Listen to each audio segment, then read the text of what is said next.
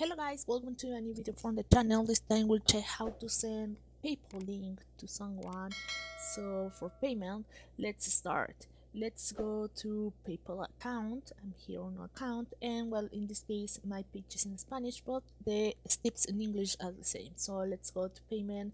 I receive payments. So let's go here, and then let's go to accept payments, and then let's go to PayPal me.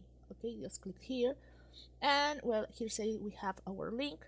As you can see here, I have the PayPal.me and my username. So in this case, if you don't create your PayPal me, you can create one here, and then just click here on our link, and then as you can see here appears our links for payments on PayPal. So just click here on copy link, and then you can send to anyone on your Instagram message, Messenger, Twitter for payment. So it's very easy to do it.